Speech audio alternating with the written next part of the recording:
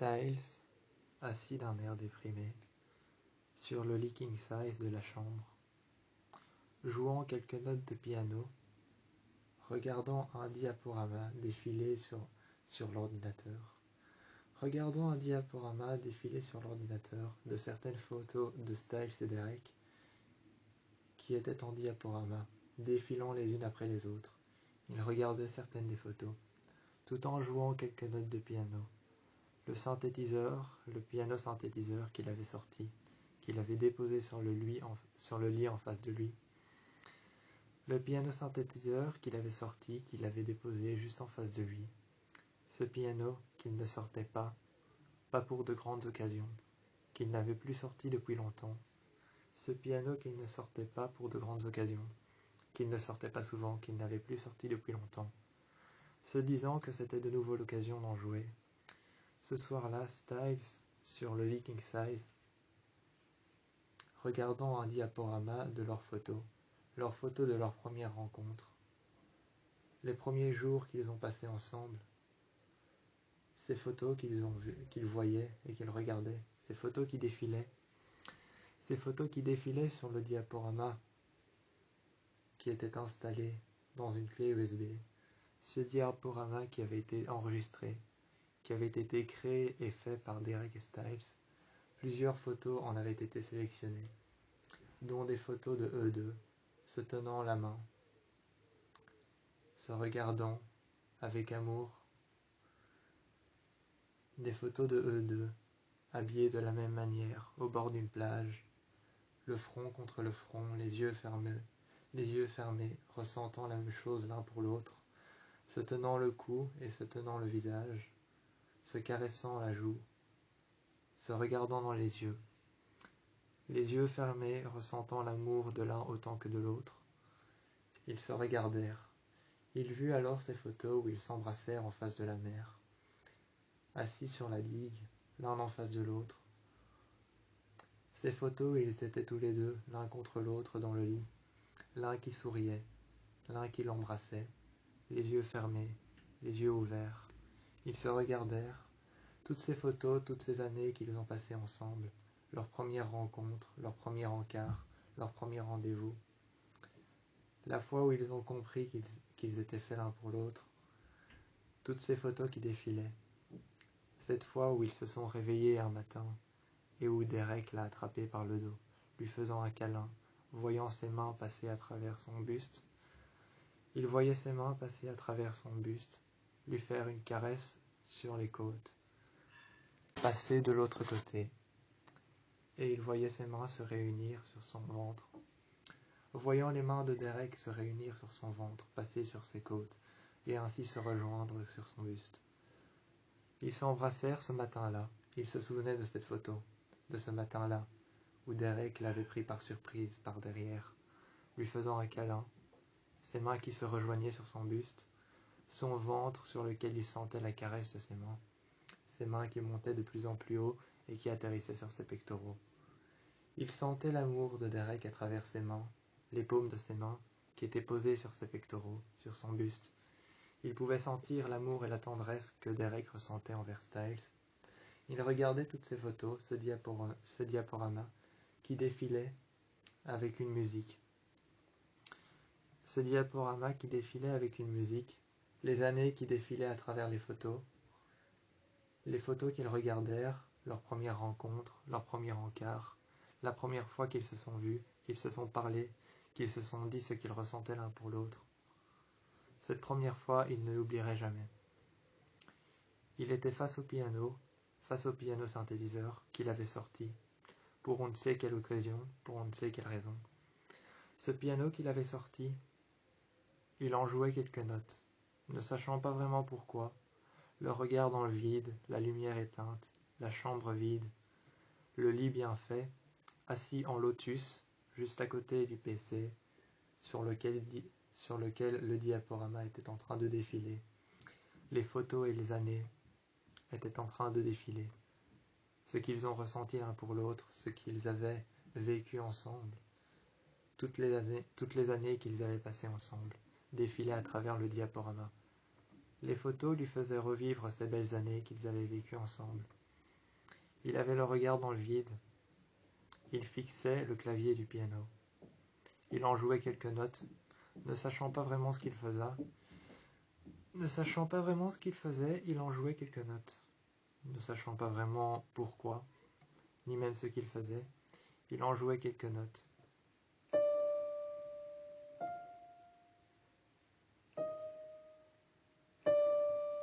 Des notes meurtries, dans un silence sombre et meurtrier. Des notes meurtries qui étaient infligées par un silence sombre et meurtrier. À travers ce silence sombre et meurtrier, il jouait quelques notes, parfois les mêmes, parfois des différentes.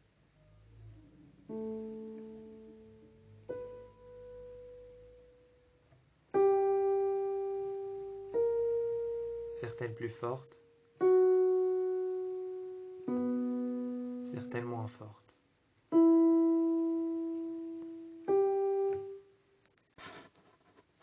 Parfois il respirait.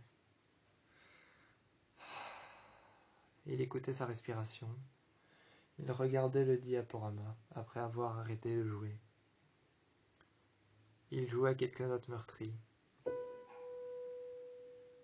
Il écoutait aussi parfois la sonorité des aboiements des chiens qu'il y avait dehors, des chiens de rue qu'il n'avait pas nécessairement de maître, des chiens de rue qui n'appartenaient pas nécessairement à quelqu'un, ni à personne, des chiens de rue qui n'avaient pas nécessairement de maître, de lieu ou d'endroit où habiter, des chiens de rue qu'il pouvait entendre le soir, aboyer, des loups qu'il pouvait entendre à travers la forêt.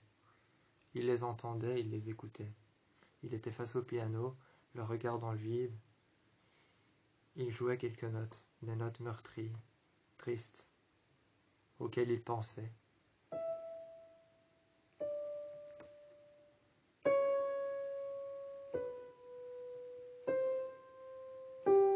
Ces notes meurtries ne représentaient rien, ni guère d'intérêt, par rapport à ce qu'il voyait à côté de lui.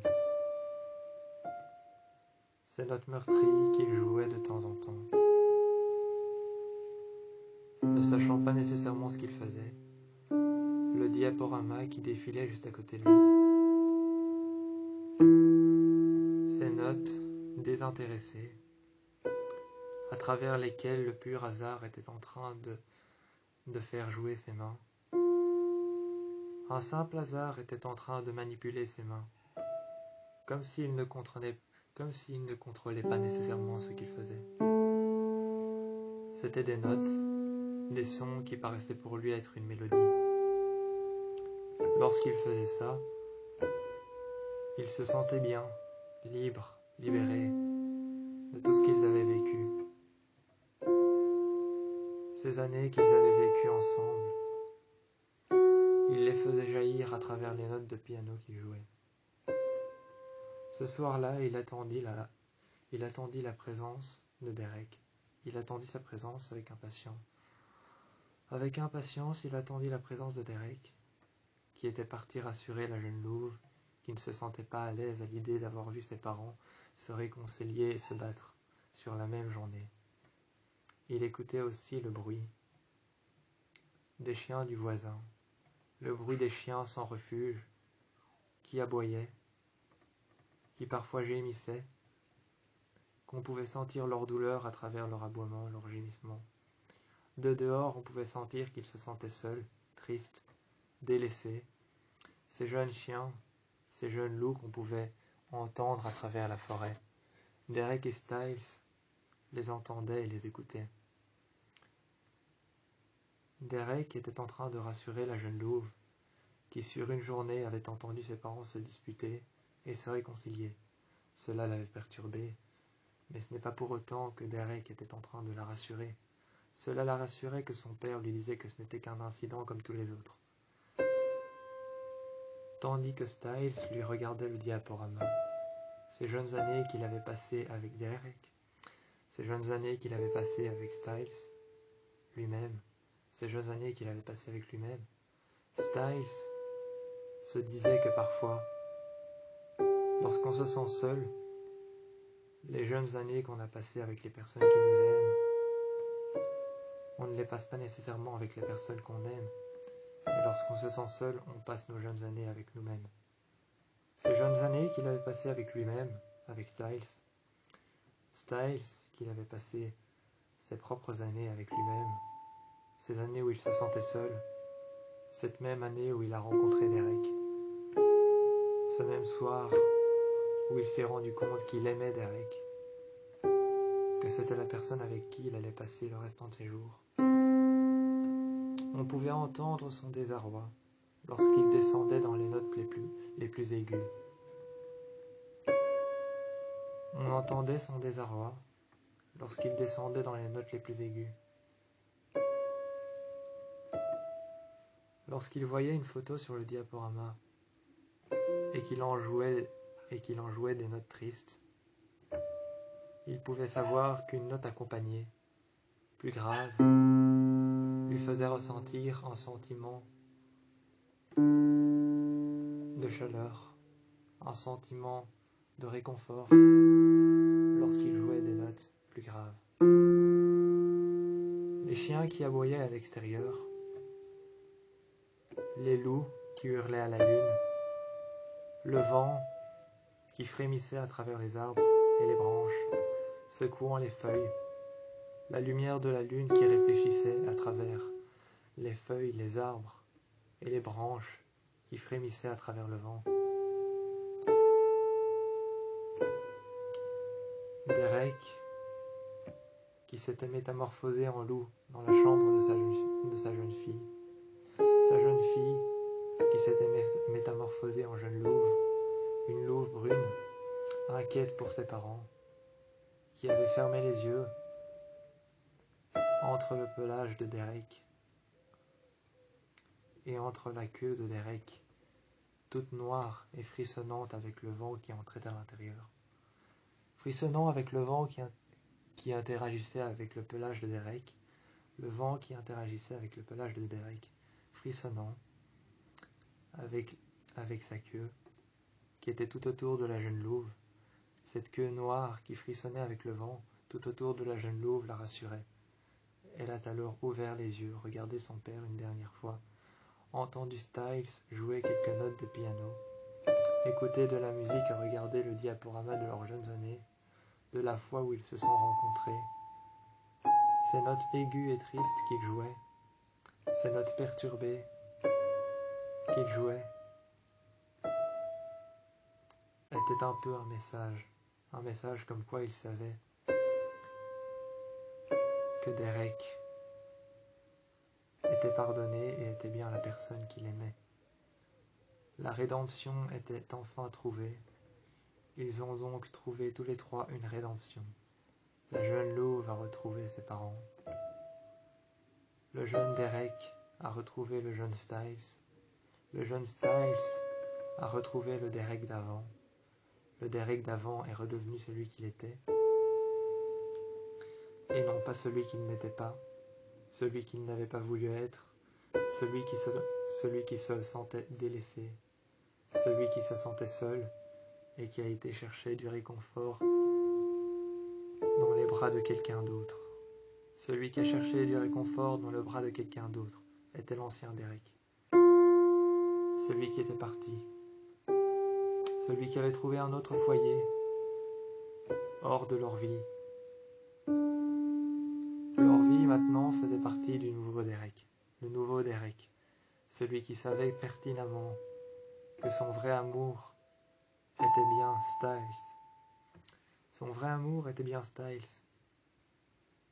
C'était la personne qu'il aimait depuis le début.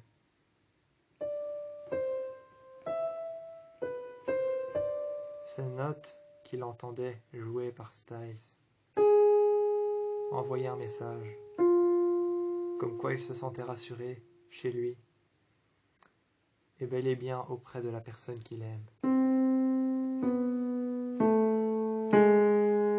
On pouvait entendre que plus que Styles montait dans les graves, plus il se sentait rassuré.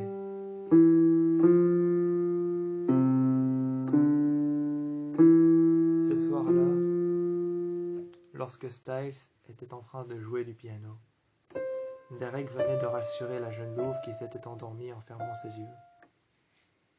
Sur son lit, elle s'était endormie, ce soir-là, regardant les 2 cornes de cerf accrochées à son mur. Les notes devenaient de plus en plus aiguës, disparaissaient de temps en temps. C'était sûrement lorsque Styles se tournait la tête pour regarder les photos de leurs jeunes années, ou alors écouter encore le bruit des aboiements des chiens, à travers lesquels on pouvait entendre que les chiens de dehors, qui n'avaient pas de foyer, ni même de personne sur qui veiller, ni même de personne sur qui ils pouvaient compter pour pouvoir trouver un foyer ou même un refuge.